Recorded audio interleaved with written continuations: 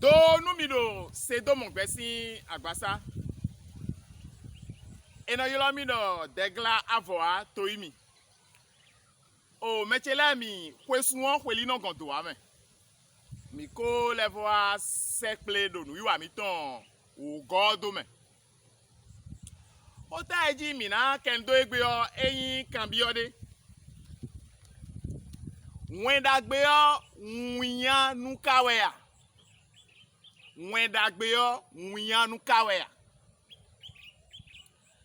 Dofio mi sojo na ti menu eyin wenda gbe o a. Do nu iwa mi ton mi ko blo wa ile o ko gbaje menu mi.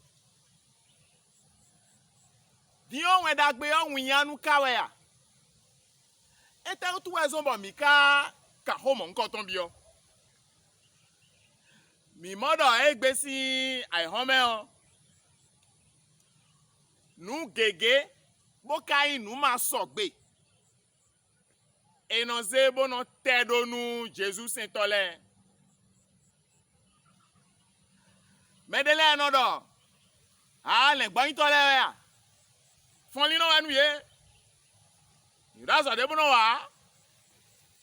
Wa do mi le gban to. Mede volati en no do. Agunu won tole ya. Maro po nina agun vile ton po je ba we je ino de. Bona je dokun na. Mede volati yon. No no. Jesus sentole o. Ye ino enu ye. Ba eno je kwedele enu bo. Eno sun medele kaka bono do. Ponu yi se no ene o. Jesus sentole do mo na we de me. Ponu yi se no ene o. Ba esi nu mo nko ton le utu o. Jesus sentole gege. Ye gbabo no so ede le so wla. Eno ye wa ije ni no me. Na dele kabi ye wa itende le me. Kabi ye wa je hwede le enu o. Bonu ye ni de me na nwe yin o hele o. Ye no chinu gule. Do emi tawa de emi de hele bonu no jile. Zuni je ko menu emi. Emi tawa de emi de hele bonu. Eni wa je emi chakoji. But hote ma wo ka donu mi do wa pa kwe mo nko ton. Eyin mi pon Roman lesson we mame. Ta ton nu konton. Ika me afoton kun opogo. Ma wo pon me de se do Paul ji but edo di do edo. Nwiyan no hu mi. Nu mala wen dagbe o a. Do ohun ma u ton we eyin. Ohun ma u ton eno hunle me gan we eyin. Nu me no di nile. Nwiyan no hu mi nu mala wen dagbe o a. Do ohun ma u ton we eyin. Nu me no di nile. Ohun ma u ton eno hunle me gan e we eyin. Nu me no di nile. Bon, ohun ma u ton ene o. No wule me maudi nu ale gan. Ne we na wa sogbon. Ne honhon ma uton ene na wa sogbon. Mi me odi nu Jesus ole o. Mi we na yi boyi do wen dagbe o. Boyi la wen dagbe o nu me maudi nu ale. Bo gbon wen dagbe li la mi ton me ogbon. Ho di do mi ton me o. Ma wo na se honhon ton se do boy na di nu en dagbe yo boy lo mo ina mo lengan o da Jesus Christ de su ka do ho mo nko ton wu Jesus do wen dagbe maki ton me maki ta tanton ki ka me gba ton kwa ton go e do me debu na ku yanche alo na ku yanu hoche do gbeto lenu kan yin de su gbeto vi ohwenu e na leko wa do susu toche to me po wen sagun lepo o yin lo da ku yan me ontan e do mo newe mi na blogbon wiana humi nu mi ni la wen dagbe owe a abi wiana humi do mi yin Jesus Saint owe a eyo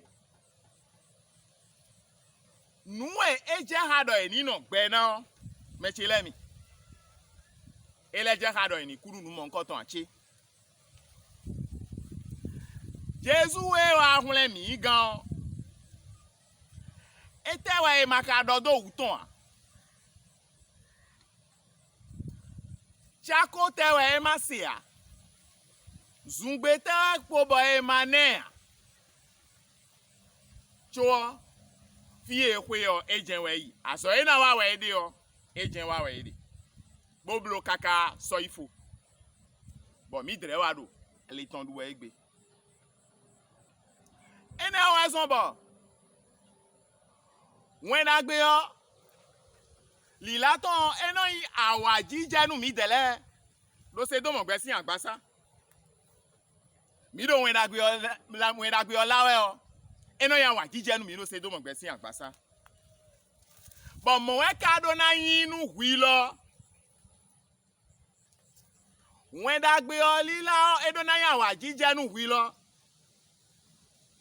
bonu we ka yin do wen agbe yo na digbaje we kan to mechele mi bokon wen dagbe yo e da idiyan eko blo eko jahwe afo oblogbe boko yi adigmata kana na yi nu wenu tobu we ne o bonu gbo wa gbede bo wa susun adigba ene o sin ya eyin wen dagbe adigbanje we yan sin we nenu kaka wa diyan ena kobu nugbo e wen dagbe yo nugbo e